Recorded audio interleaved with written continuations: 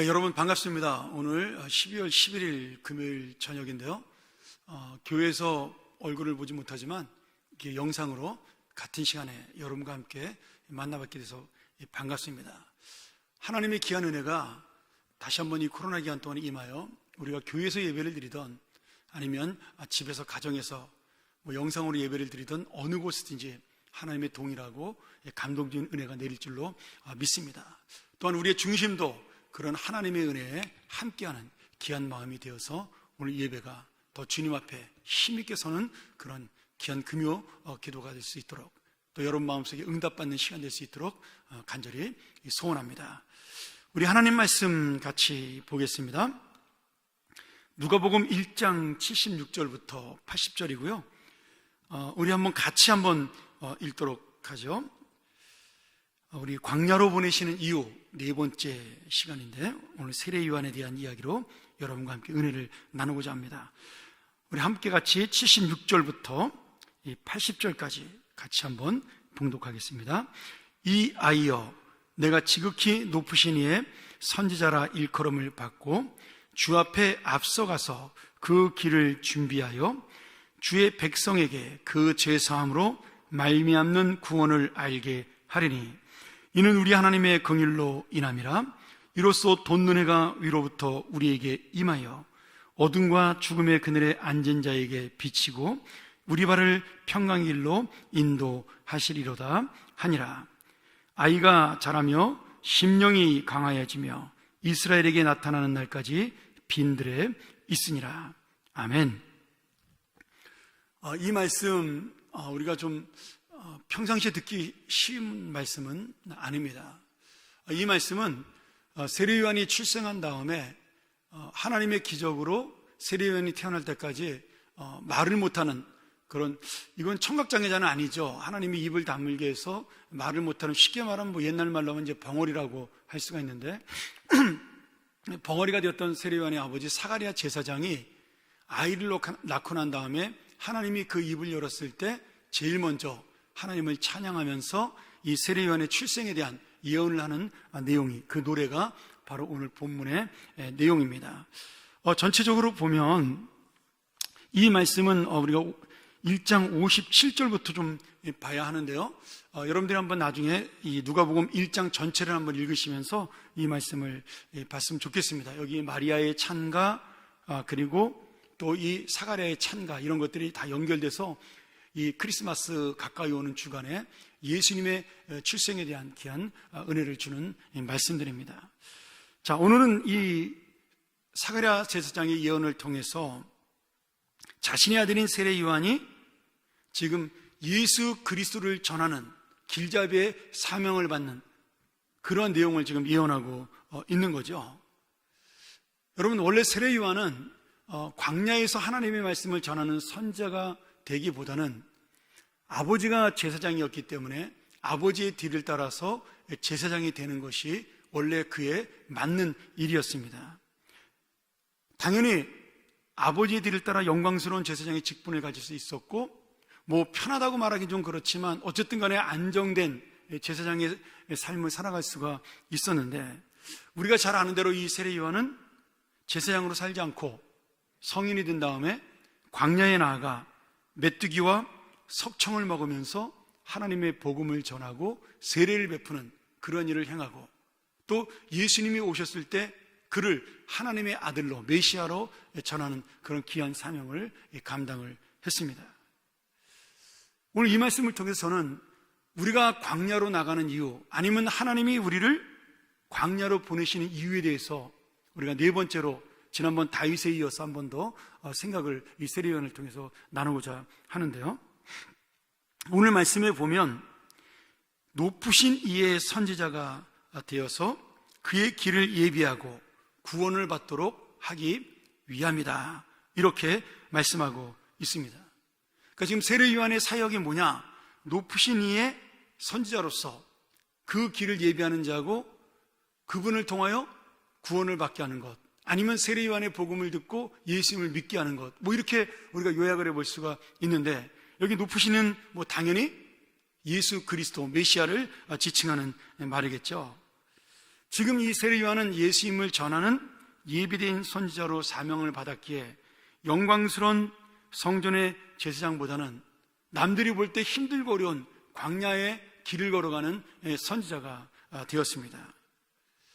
여러분, 이 광야의 선지자라는 말이 우리에게는 참 생소한 말처럼 보이지만 이스라엘 백성들에게는 이 광야의 선지자라는 말이 굉장히 익숙한 단어였습니다. 왜냐하면 많은 구약의 선지자가 대부분 광야에서 하나님의 말씀을 받고 그 말씀을 이스라엘 백성들에 전해줬기 때문에 이 하나님의 음성을 광야에서 받은 선지자들이 많았기 때문에 이스라엘 백성들은 광야에 사는 사람이라면 저 사람은 혹시 선지자가 아닐까 그런 생각을 했던 거죠. 또 어떤 사람이 내가 광야로 나간다라고 말을 하면 하나님의 말씀을 받으러 나간다라고 생각을 했습니다. 이 세례요한에 대한 이 광야의 선지자에 대한 예언이 우리가 잘 아는 이사야서 40장 3절에 나옵니다. 우리 화면에도 이 말씀이 띄워지겠는데요. 외치는 자의 소리여 이르되 너희는 광야에서 여호와의 길을 예비하라. 사막에서 우리 하나님의 대로를 평탄케 하라. 이렇게 말씀하고 있습니다. 여러분, 이 외치는 자의 소리가 누구겠어요? 이게 바로 세례요한을 가리키는 말이죠. 외치는 자, 세례요한이 광야에서 지금 하나님의 길을 예비하라는 겁니다. 이 하나님의 길이 뭐냐면 예수 그리스도가 우리에게 전해지는 구원의 길입니다. 그리고 이 사막에서 하나님의 대로를 평탄하게 하라. 하나님의 대로가 뭐예요? 예수 그리스도의 생명의 길을 이야기하는 겁니다.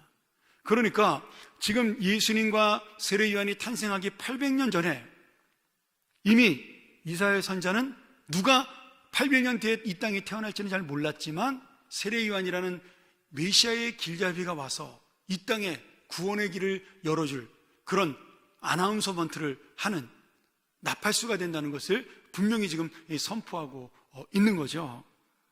이 예언에 따라서 세례요한은 자라서 우리가 이제 자세히 설명하기는 좀 시간이 없지만 SM파라는 광야에 살아가는 그러한 경건파에 들어가 훈련을 받고 거기에서 하나님의 말씀을 받고 전하는 선지자의 사역을 감당하게 됩니다. 우리가 흔히 세례요한을 구약의 마지막 선지자라고 이야기합니다. 왜냐하면 선지자의 사역은 이제 구약에서 말하는 선지자의 사역은 예수님이 오심으로 끝이 납니다. 그 다음부터는 성경이 선지자의 사역을 말씀을 하는 거죠. 구약에서 말하는 예언은 이제 끝이 나고 이 세례요한을 통해서 예수님으로 인해서 우리에게 복음이 전해지고 그때부터는 성경이 주어졌기에 우리에게 더 이상 그 선지자의 예언은 전해지지 않습니다. 이런 의미로 이 세례요한은 구약의 마지막 선지자다 이렇게 부르는 거죠. 사무엘이 구약의 마지막 사사다 이렇게 불리는 것과 마찬가지입니다. 왜 마지막 사사예요? 사울왕을 임명한 다음부터 사사의 역할이 왕에게로 넘어갔기 때문에 사무엘은 그때부터 사사로 불리지 아니하고 선지자로 분류가 됩니다. 마찬가지로 이 세례요한이 구약의 마지막 그 선지자로 나오는 이유는 이 선지자라는 그 사명 자체가 예수 그리스도를 예표하고 예언하는 그것이 선지자 사역의 가장 중요한 것이었습니다. 근데 예수님이 오심으로 실체가 왔으니까 이제 그림자들은 없어지는 것이 당연한 거죠. 그래서 우리가 세례요한을 구약의 마지막 선지자다. 그리고 세례요한은 복받은 자라고 말합니다. 구약과 신약을 동시대에 경험했던 유일한 하나님의 선지자이기 때문에 그런 거죠. 이런 이야기들이 누가복음에 계속해서 나오고 있는데 중요한 거는 지금 이 세례요한은 그 편한 영광스러운 제사장의 길을 포기하고 주님의 복음을 위하여 광야로 나갔다. 그리고 주님이 그를 광야로 보내셨다. 이 말씀이 굉장히 중요하다라는 거죠. 세례요한은 이사야 선지자의 예언에 따라 또 아버지 사가랴 제사장의 그 예언에 따라서 광야에서 천국이 가까웠으니 회개하라 이런 하나님의 복음을 첫 번째로 외치면서 예수님의 새로운 시대가 왔음을 이 땅에 선포하는 놀라운 마지막 선지자의 역할을 감당하는 그런 사람이 됩니다. 그리고 예수님이 오셨을 때 그에게 세례를 주고 그를 향하여 세상 죄를 지고 가는 어린 양을 보라고 말씀하므로 예수님이 분명한 하나님의 아들이라는 메시아라는 그러한 표시를 그리고 증거를 이 사람들에게 전하게 됩니다. 이 세례요한이 또 훌륭한 것은 자신의 제자들에게 이제는 나를 쫓지 말고 예수님을 쫓으라고 그렇게 이야기하므로 세례요한의 제자 중에 일부가 예수님의 제자가 되는 그런 일도 있었던 거죠. 자, 어떻게 보면 이 광야에서 자라는 것이, 이 광야에서 메뚜기와 석청을 먹고 사는 것이 쉬운 일은 아닙니다. 이 메뚜기를 먹었다, 석청을 먹었다, 결국은 농사 짓지 않냐고 혼자 살면서 그것을 먹었다라는 이야기의 지금 요약이잖아요. 그러니까 외롭고 힘든 길을 지금 이 세례 요한이 걸어갔다라는 겁니다. 어떻게 보면 물론 나중에는 그가 사람들의 인정을 받고 존경을 받았지만 그 선지자의 길을 광야에서 걸어갈 때 힘들고 고독하고 그리고 외로웠던 길을 갔는데 하나님께서 그를 그리로 그 외로운 광야의 길로 보내신 이유가 있다라는 거죠. 그런 의미에서 예수님이 이 세례 요한을 칭찬하는 내용이 누가복음 7장 24절부터 27절에 이렇게 나옵니다. 우리 한번 같이 화면을 보면서 한번 읽도록 하죠. 예수님께서 무리에게 요한에 대하여 말씀하시되 너희가 무엇을 보려고 광야에 나갔더냐? 바람에 흔들리는 갈대냐? 그러면 너희가 무엇을 보려고 나갔더냐? 부드러운 옷 입은 사람이냐? 보라, 화려한 옷을 입고 사치하게 지내는 자는 왕궁에 있느니라. 그러면 너희가 무엇을 보려고 나갔더냐? 선지자냐? 옳다. 내가 너희에게 이르노니 선지자보다도 훌륭한 자니라. 기록된 바 보라, 내가 네 사자를 네 앞에 보내노니 그가 네 앞에서 내 길을 준비하리라 한 것이 이 사람에 대한 말씀이라. 지금 예수님이 세례 요한을 칭찬하시면서 그가 선지자 중에 가장 위대한 선지자다. 왜? 실체이신 예수님을 직접 만났기 때문입니다. 또한 이미 800년 전에 이사야가 예언했던 내 길을 준비하라고 말한 사람이 바로 그 사람이다. 그러면서 세례 요한이 광야에서 가는 그 길을 지금 하나님이 준비하신 길이고 하나님이 인도하시는 길이고 가장 바른 길이라는 사실을 계속해서 지금 말씀하고 있는 겁니다. 여러분, 우리가 이 말씀을 바라보면서 사실 광야로 가는 길을 원하는 사람은 많지 않습니다. 제가 요새 우리 친구 목사님들하고 만나서 이제 그런 안타까운 이야기들을 하는데 지금 신학교의 신학생이 줄어들고 있습니다. 아니, 신학교의 신학생만 줄어드는 것이 아니라 지금 그 모든 종교단체 그 성지자들이 전부 줄어들고 있어요. 심지어 지난번에 그 제가 우리 남대문 경찰서 형님하고 잠깐 만났을 때 그분이 그런 재밌는 얘기를 하시더라고요. 그 불교 TV 방송을 봤는데 이제 그분이 예수를 믿지 않으시니까 불교 TV 방송을 봤는데 거기에 광고에 이렇게 나오더래요. 결혼한 사람도 스님으로 받습니다. 그러니까 스님이 결혼할 수는 없지만 결혼해가지고 스님이 되겠다고 말하면 자기네가 받아주겠다. 왜? 지금 스님이 모자라거든요. 또 우리나라의 그 캐톨릭 신학교가 전국에 7개가 있었습니다. 근데 지금은 다 없어지고 서울에 1개만 남았어요. 당연히 신부를 지원하는 사람이 줄었다는 얘기죠. 근데 그것이 우리 기독교도 지금 마찬가지예요. 신학교마다 신학생의 수가 줄어듭니다. 제가 대학원 입학할 때 그때가 89년도였는데 그때 저희 대학원에 그 들어가는 그 경쟁률이요 28대 1인가 그랬습니다. 그때 200명 뽑는데 제가 알기로 8,000명인가 9,000명 지원한 걸로 그렇게 기억을 하고 있거든요. 근데 지금은 2대 1도 안 된다고 그럽니다. 뭐 1점 몇 대 1이라고 그러더라고요. 이러다가 미달될 수도 있어서 올해 우리 총실에서 또 신학생 숫자를 그 정원을 줄였다. 30명인가 뭐 제가 그런 소식도 들었어요. 근데 이게 우리나라만 있는 일이 아니죠. 미국에서는 예전부터 있었던 일이고, 유럽은 뭐 오래전부터 프랑스 같은 나라는 사실은 좀 신부님이 모자라서 아프리카 자기네 식민지였던 알제리라든지 카메룬이라든지 이런 나라에서 프랑스어를 할 줄 아는 신부님들을 수입해오는 그런 일들이 지금 많습니다. 그래서 프랑스에 가면 흑인 신부가 굉장히 많습니다. 왜 그럴까요? 여러분, 성지의 길이라는 것은 우리 기독교만 그런 것이 아니라 어떤 길이든지 사실은 이게 고난의 길입니다. 부자가 되고 명예를 얻고 이런 것들을 포기하는 길이잖아요. 뭐 안 그런 사람도 있습니다만은 원래 우리가 이 성지의 길이라는 것은 그런 겁니다. 배고프고 힘들어도 가는 길, 남보다 더 많은 희생을 요구하는 길입니다. 근데 세상이 잘 사라지고 아이들에게 성공의 기준이 이 땅에서 잘 살고 잘 먹는 것으로 아이들에게 되면서 젊은 사람들이 이제는 편안한 길을 가다 보니까 신학의 길, 또 이 고행의 길을 가는 사람들이 점점 줄어들고 있다는 겁니다.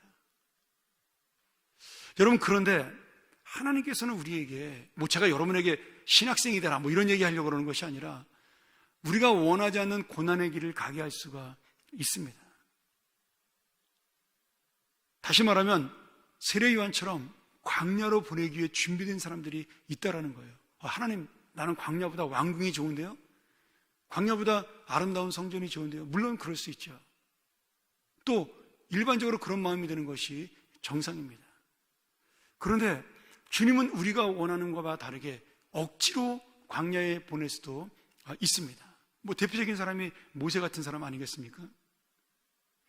그런데 지금 이 광야로 보내는 이유, 내가 또 광야에 갈 수밖에 없는 이유를 주님께서 세례 요한을 통해 말씀해주고 있는 겁니다. 당시에 이스라엘은 로마의 식민지하에 있었어요.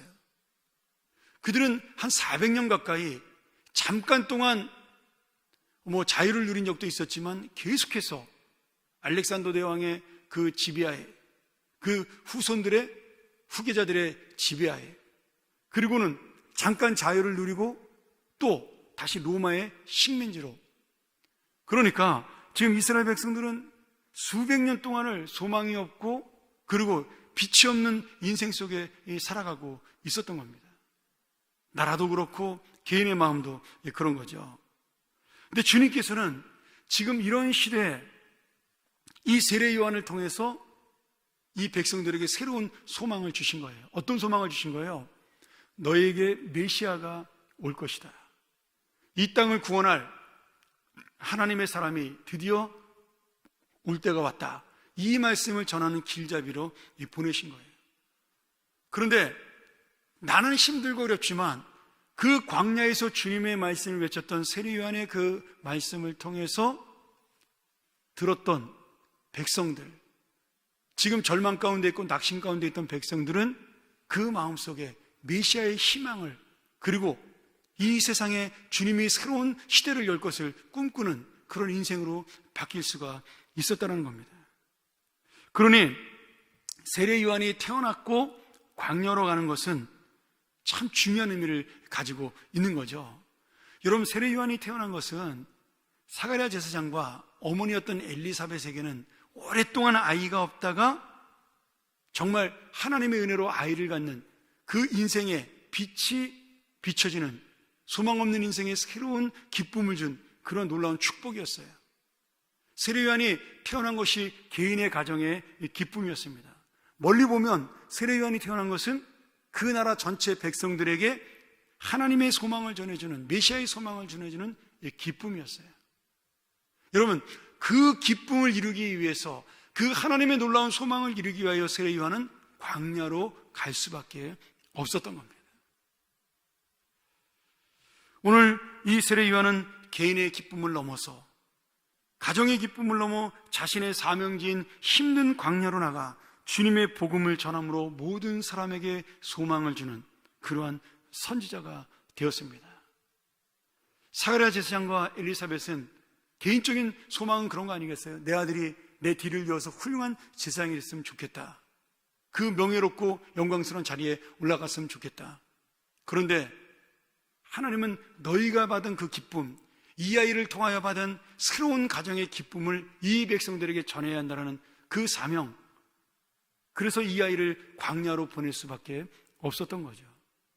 자, 우리 한번 입장을 바꿔놓고 생각해 보죠. 우리라면 어떻게 할까요? 나에게 아이가 없다가 그렇게 기도했더니 아이를 10몇 년 만에 주셨어요. 근데 하나님께서 이 아이를 아프리카 선교사로 보내라고 말씀하시는 겁니다. 여러분, 그때 부모의 마음은 어떨까요? 물론 극단적인 예화긴 하지만 물론 실제로 그런 예도 있습니다. 근데 그것이 내 기쁨을 넘어서 그 하나님의 사람들에게 복음의 희망을 주는 더 큰 기쁨으로 나가는 헌신이라는 거죠. 여러분, 한나가 아이를 낳지 못해서 하나님 앞에 정말 눈물로 기도해서 얻은 아들이 이 사무엘입니다. 그래서 그 사무엘 이름 뜻이 뭐예요? 하나님이 들으셨다예요. 근데 그 아이가 20개월이 되기 전에 젖을 떼자 그 아이를 어디로 보냈어요? 엘리 제사장에게, 하나님에게 바쳐진 아이로 보냈습니다. 여러분, 그 한나의 헌신과 희생 가장 예쁠 때 아니에요. 18개월에서 한 거의 36개월 사이에 엄마 아빠를 찾고 재롱 떠는 그 가장 예쁜 나이에 아이를 하나님의 사람으로 보내버린 겁니다. 여러분, 이 개인의 기쁨을 주시는 하나님의 은혜를 잊지 못해서 이 아이를 하나님의 사람으로 헌신했을 때 그 사무엘을 통해 이스라엘의 역사가 바뀌고 이스라엘의 새로운 희망과 하나님의 은혜가 임했다는 거예요. 오늘 우리가 이 말씀을 바라보면서 우리의 인생을 하나님께서 광야로 보낼 때가 있습니다. 물론 내 개인을 연단시키고 훈련시키고 광야로 보낼 때도 있지만 하나님의 더 큰 뜻을 이루기 위하여 광야로 보낼 때도 있다라는 겁니다. 우리는 우리 아이들이 성공하고 출세하기 위해서 지방에 있는 아이들이 서울로 유학을 오고 서울에 있는 아이들이 외국으로 유학 가는 것은 너무나 즐겁고 기쁜 일이라고 생각을 해요. 아이의 얼굴을 못 보는 건 서운하지만 저 역시도 마찬가지입니다. 근데 그 아이를 하나님의 자리로 보내는 것은 다른 일이라고 생각을 하는 겁니다. 여러분, 미국으로 아이를 유학 보내도요, 헤어져 사는 건 마찬가지예요. 그리고 어릴 때 유학을 보내면요, 제 경험으로는 그 아이랑 같이 살기 힘듭니다. 초등학교, 중학교, 고등학교 때 어릴 때 그 아이를 미국에 놓으면 한국에 와가지고 살지를 못해요. 그러니까 이미 우리는 그 아이를 보내고 헤어짐을 경험한 거예요. 근데 그거는 아이의 성공을 위해서 너무나 기쁘고 당연한 일이라고 생각을 하는데 실제로 엄청난 돈을 들여서도 그렇게 하는 분도 많잖아요. 근데 우리가 하나님의 일로 내가 그런 먼 광야로 보내지는 일을 만났을 때, 사실 미국도 광야입니다. 말도 안 통하죠? 아는 사람도 없죠? 가면 다 광야예요. 근데 내가 광야로 보내졌을 때는 원망하고 불평하고 그런다는 거죠. 우리가 그 자녀의 성공을 위하여 더 자녀의 좋은 앞날을 위하여 그런 길을 보낼 수 있다면 오늘 나를 광야로 보내시는 하나님의 뜻도 바로 그 사랑하는 자녀를 하나님의 더 큰 기쁨과 소망을 누리게 보내는 뜻이 있음을 깨닫는 것, 그것이 바로 오늘 우리를 광야로 보내시는 이유를 아는 믿음입니다. 자, 말씀을 한번 정리하도록 하죠. 사랑하는 여러분, 오늘 내가 있는 이 자리과 이 상황, 이 현실이 광야처럼 힘들고 고통스러운 이 자리일 수 있습니다. 세례 요한이 경험했던 배고프고 힘든 자리, 먹을 것이 없어서 메뚜기와 석청을 먹은 자리일 수가 있다라는 거예요. 여러분, 메뚜기와 석청 먹으니까 야, 건강식이네, 오해하시면 안 됩니다. 양식이 없었기 때문에 그것을 먹은 거죠. 광야에 무슨 양식이 있었겠어요? 그런 이 춥고 배고픈 자리, 외롭고 고독한 자리, 그 자리를 하나님께서 우리를 보내시는 이유가 있다라는 거예요. 왜요? 바로 그것이 주님의 사명을 이루는 자리이기 때문입니다. 바로 그것이 주님의 생명을 살리고 회복하는 자리일 수 있기 때문입니다. 여러분이 코로나19의 상황으로 인해서 어려움 가운데 몰릴 수가 있습니다. 직장도 못 구하고 젊은이들은, 또 사업하는 분들은 사업이 어려워지고. 그런데 그 자리자리마다 하나님이 우리를 보내시는 이유가 있다라는 거죠. 좁게는 내 개인의 연단을 위해서, 하나님을 더 의지하도록 만드는 은혜를 위해서, 넓게는 이 경험과 이 사역을 통하여, 광야의 훈련을 통하여 하나님의 말씀을 받는 자가 되고 이 땅에 더 큰 소망과 기쁨을 주는 세례요한처럼 되게 하기 위하여. 오늘 여러분, 오늘 세례요한을 바라보면서 내게 있는 광야의 자리가 눈에 보이는 현실의 어려움을 넘어 주님의 사명을 감당하는 기쁨의 자리, 소망의 자리, 그리고 나도 모르지만 언젠가는 깨닫게 되는 은혜의 자리가 되기를 주의 이름으로 간절히 축원합니다. 마지막으로 제가 경험했던 이야기를 한 2분만 이야기하고 마치도록 하겠습니다. 제가 유학생활 막바지에 박사과정을 하면서 사역지를 위해 기도하고 있는데, 하나님이 정말 알지도 못하는 동네를, 알지도 못하는 사람이 나를 소개해서 제가 오클라호마라는 곳으로 가게 되었습니다. 그 오클라호마라는 주자체도 난 어디 있는지 몰랐는데, 거기에 있는 조그만 도시, 인구 한 8만, 9만 밖에 되지 않는 도시에 한국인이 100명 밖에 살지 않는 마을로 저를 교회를 개척해서 보내셨어요. 제가 차를 2박 3일을 타고 그 교회를 방문했는데, 거기 교인들이 연락이 와서, 목사님 오시기 전에 먼저 와서 한번 동네를 바라보고 가시면 어떻겠습니까? 이렇게 물어보는데, 제가 가면은 거기를 부임할 자신이 없더라고요. 그 시골로. 그래서 제가 거절을 했습니다. 무조건 부임하겠습니다. 처음에는 뭐 안 간다고 저도 많이 버텼는데, 교인들이 워낙 강력하게 울면서 매일 전화가 오는 거예요. 목자가, 양이 이렇게 요청을 하는데 목자가 우리를 외면하면 어떡하냐고. 근데 그 말이 저를 너무 괴롭게 하더라고요. 그래서 제가 기도하다가 일주일 만에 가기로 결정하고, 이왕 가기로 했으니까 무조건 갑니다. 그러고 그냥 짐 싸들고 갔습니다. 근데 갔는데 너무 외로운 거예요, 진짜. 아는 사람은 한 명도 없죠.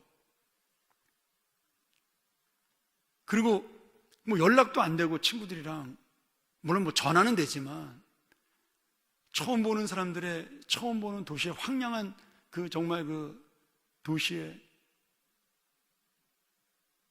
제가 그곳에 사는데 한 3개월 동안은 정말 진짜 힘들더라고요. 그런데 하나님이 은혜를 주시더라고요. 교회가 점점 부흥하고 교인들이 기쁨을 얻고, 그 교회를 통해 힘을 얻는 모습을 보고, 나중에 옆에 있는 교회랑 우리가 통합을 하고, 죽어가는 그 교회가 우리와 함께 통합하면서 하나의 교회로 성장하는 모습을 보면서, 그 마을 주민들 100명밖에 안 되는 한국인들이 힘을 얻는 모습을 보면서, 아, 하나님이 그래서 나를 여기로 보내셨구나. 그리고 제가 거기서 정말 할 일이 없잖아요. 아침부터 저녁까지 교회 새벽기도 갔다가 그냥 출근해서 주구장창 책만 봤던 기억이 나요. 혼자 설교 다 했으니까 6번을 매일 설교 준비하고 매일 책 보고, 그때가 어떤 때 또 그리울 때도 있습니다. 그렇게 열심히 내가 책을 봤을 때가 있구나라고. 그때 또 그런 은혜도 주시더라고요. 지금 돌이켜보면 그 자리가 참 힘들고 어렵고 외롭고 고독했던 자리였지만, 사랑도 많이 받은 자리였고, 참 교인들이 굉장히 저를 아끼고 이뻐해서, 지금도 제가 그 교인들 생각하면 참 죄송한 마음이 있을 때가 있어요. 저렇게 좋은 분들, 나를 아껴준 분들 내가 더 사랑하지 못하지 않았나라는 생각 때문에. 그런 경험 속에서 정말 영혼을 구원하는 게 얼마나 소중한가를 거기서 정말 처절하게 하나님의 은혜 가운데 많이 깨달았습니다. 어떤 부분에서는 우리 교회는 그런 철없는 목사가 거기서 많이 철이 들어서 우리 교회에 왔으니까 훈련받고, 어떤 면에서 우리 교회에서는 좀 더 복을 받은 교회라고 볼 수가 있는 거죠. 혜택을 받은 겁니다. 제가 예전에 그 연약한 모습이 아니라 지금 더 성숙한 모습으로 왔으니까요. 근데 그런 모습을 통해 하나님이 우리에게 그 자리에 내가 왜 있어야 되는가를 정말 많은 생각을 하게 했습니다. 그리고 지금 돌아보면 그 자리를 통하여 나뿐만 아니라 그 마을에 있는 한인들, 그리고 정말 그 교회에서 힘들고 어려웠던 사람들이 줬던 기쁨과 소망들, 그런 것들을 통해 저도 자라고 함께 그 교회가 자랐던 기억이 납니다. 오늘 여러분, 우리가 가는 그 자리가 내가 원하는 자리가 아닐 수 있습니다. 광야 같은 자리일 수 있어요. 아니, 원하는 자리라 할지라도 내가 가는 그 순간에 거기가 광야가 될 수도 있습니다. 그렇지 않습니까? 원하는 직장 들어갔다고 해서 그 직장에서 내가 원하는 대로 출세하고 승진하고 다 잘 되는 거 아니잖아요. 이상한 상사를 만날 수 있고, 주변의 동료가 안 좋을 수도 있고, 회사가 어려울 수도 있고요. 근데 하나님께서는 그 순간마다, 그 자리마다 우리를 광야로 보내시는 이유를 항상 생각하게 하시는 겁니다. 오늘 세례 요한은 광야에서 분명한 자기의 사명을 깨닫고 그렇게 살다가 죽었습니다.